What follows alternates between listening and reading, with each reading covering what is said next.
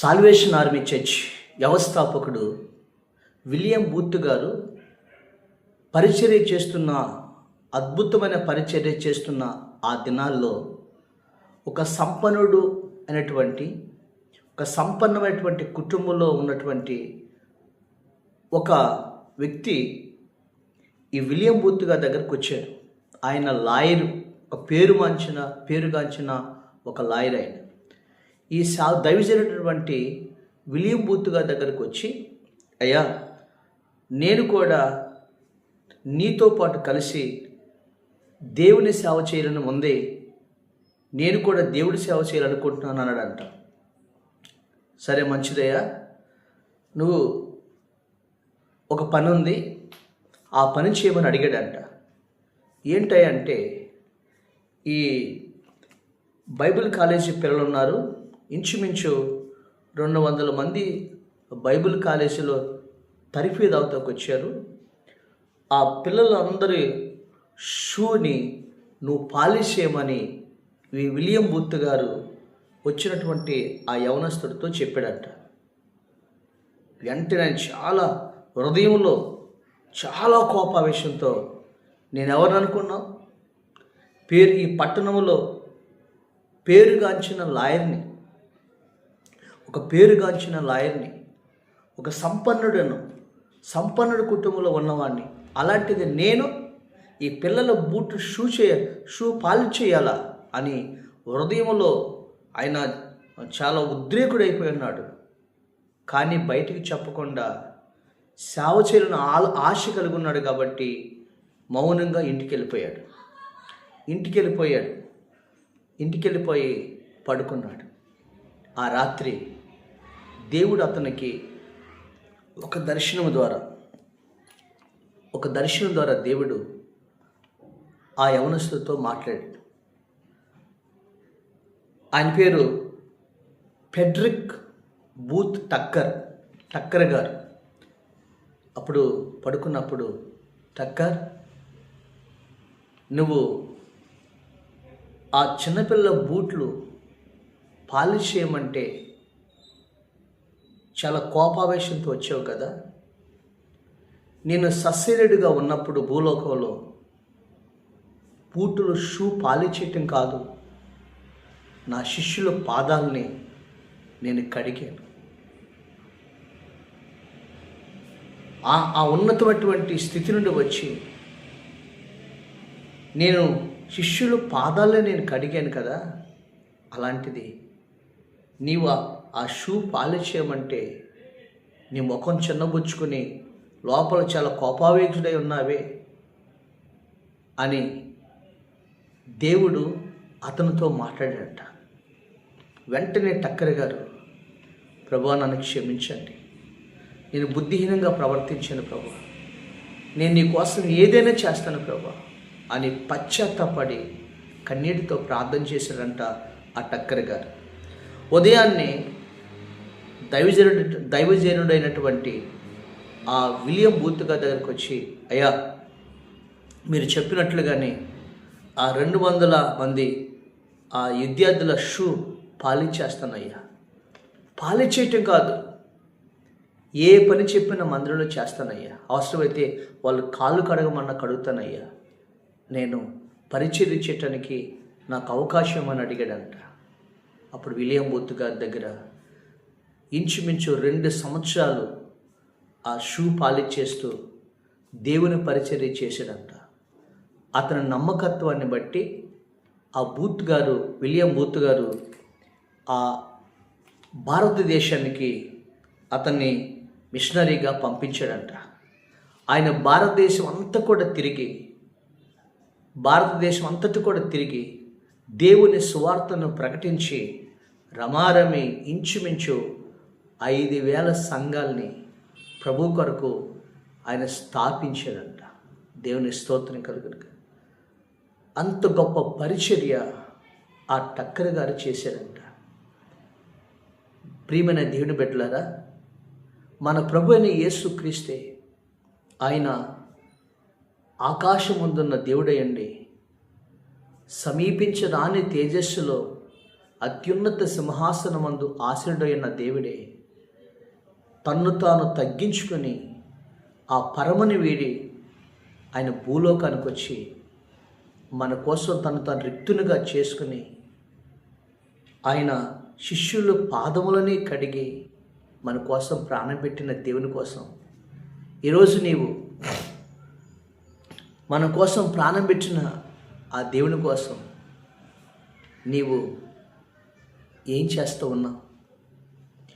ఒకవేళ నీవు వెళ్ళే మందిరములో చిన్న పని చేయమంటే ముఖం మార్చుకుని వెళ్ళిపోతున్నావు కదా.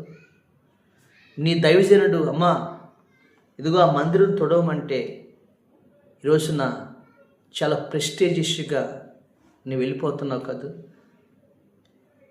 ఈ సువార్తను ప్రకటించు చెప్పు అంటే నాకెందుకులే అని నీకు పట్టినట్టుగా నువ్వు చూస్తున్నావు కదా.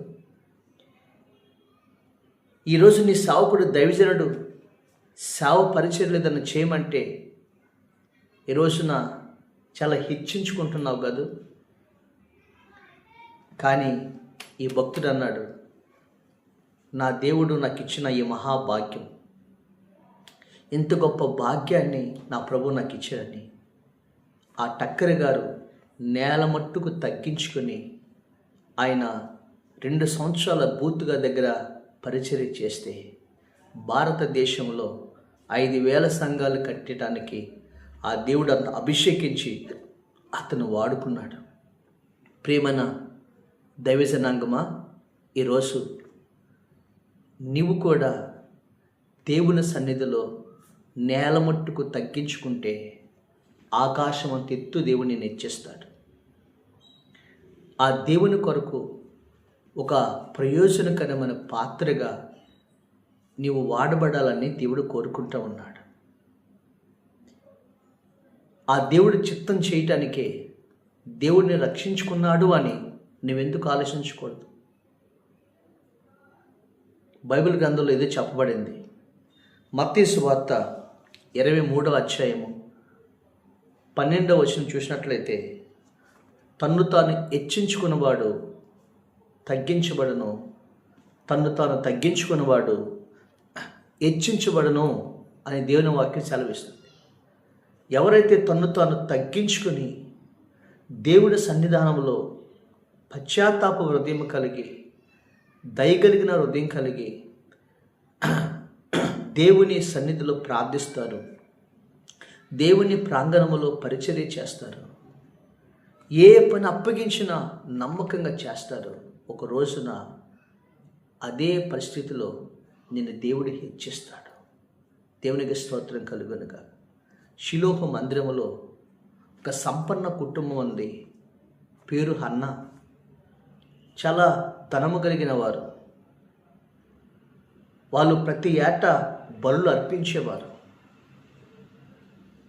దేవుడు హన్నాకి తన కుమారుడైన సమూయేలును దేవుడు ఇస్తే ఆ సంపన్న కుటుంబటువంటి ఆ హన్నా కుమారుడైన సమూయేలుని దేవుని మందిరంలో ఆ బిడ్డని, ఆ పశు మొక్కని పరిచర్య కొరకు అప్పగించింది.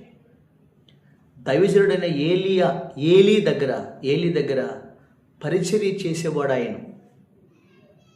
చిన్న మొక్కగా ఉన్నప్పుడే షిలోహు మందిరంలో వదిలిపెట్టి తన తల్లి పరిచర్య విధానం నేర్పించింది.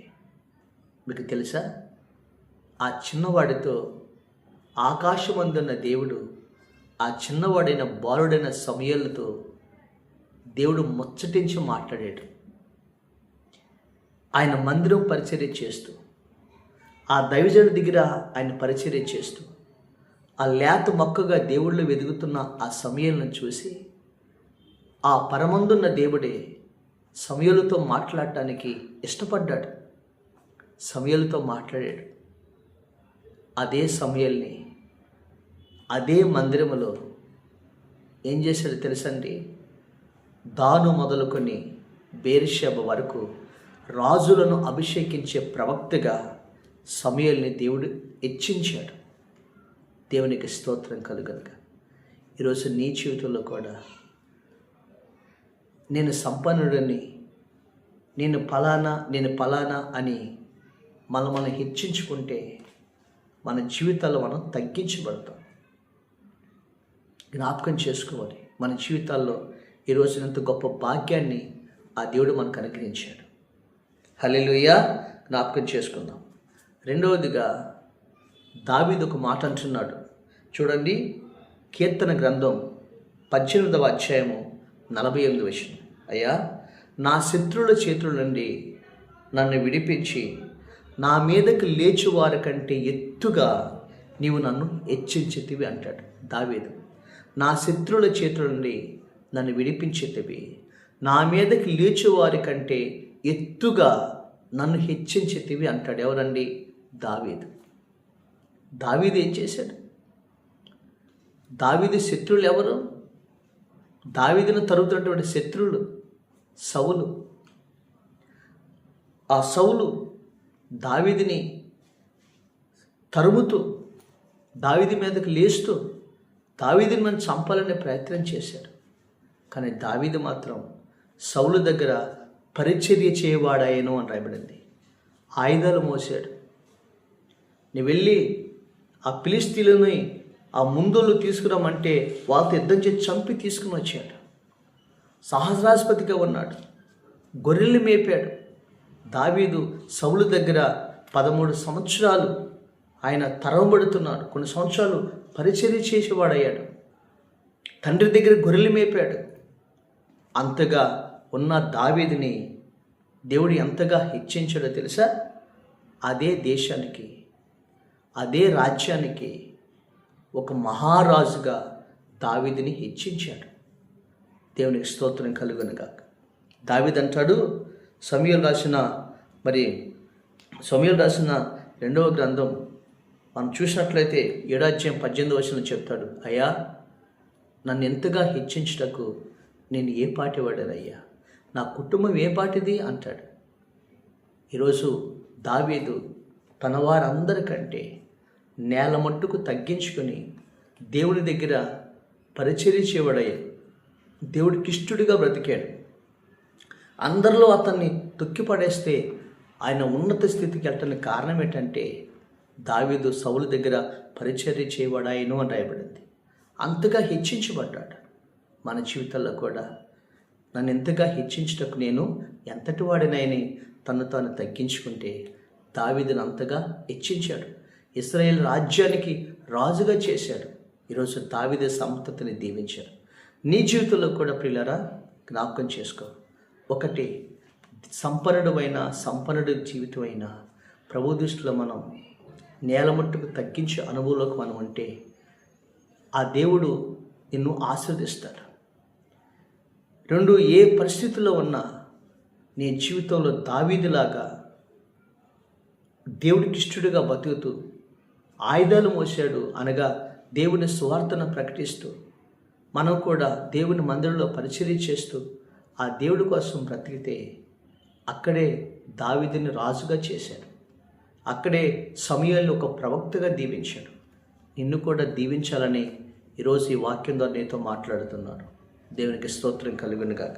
అందుకని జీవము కలిగిన దేవుడు ఈరోజు నీతో మనందరితో మాట్లాడుతున్నాడు. నిన్ను కూడా హెచ్చించాలని, నిన్ను కూడా ఉన్నత స్థితిలో ఉండాలని ప్రభు కోరుకుంటున్నాడు. అయితే తన్ను తాను తగ్గించుకున్నవాడు హెచ్చించబడును, తన్ను తాను హెచ్చించుకున్నవాడు తగ్గించబడును. సౌలు తను తాను హెచ్చించుకున్నాడు, తగ్గించబడ్డాడు. దావీదు తను తాను తగ్గించుకున్నాడు, హెచ్చించబడ్డాడు. చూశారు కదండి. ఈరోజు నీ జీవితంలో కూడా దేవుడు హెచ్చించేటట్లుగా నిన్ను తగ్గించుకో, ఆత్మలో తగ్గించుకో. పశ్చాత్తాపడి ప్రార్థన చేసి ప్రభు పరిచర్యలో ఒక భాగంగా నీవు ఉన్నట్లయితే ఆ సర్వశక్తి కలిగిన దేవుడు నీ నమ్మకత్వాన్ని బట్టి ఒకరోజు ఖచ్చితంగా నీ చదువులో నిన్ను హెచ్చిస్తాడు, నువ్వు చేస్తున్న పనిలో నిన్ను హెచ్చిస్తాడు, నీ ఉద్యోగంలో హెచ్చిస్తాడు, నీ వ్యాపారంలో హెచ్చిస్తాడు, నీ వెళుతున్న సంఘములో ఒక తలమానికగా చేస్తాడు. నీ ప్రజల మధ్యలోని, నీ శత్రువుల మధ్యలోని, నీ బంధువుల మధ్యలోని దేవుడు నిన్ను ఒక ఉన్నతమైన స్థితిలో నిలబెట్టబోతున్నాడు. ఆ ప్రభు అయిన దేవుని ఎదుట నిన్ను తగ్గించుకొని ఆ ప్రభు కొరకు ఒక వినయ మనసుతో దీన మనసులుగా పతతో నేర్చుకో. తను తాను సమయం వచ్చినప్పుడు దేవుడు మిమ్మల్ని హెచ్చిస్తాడు.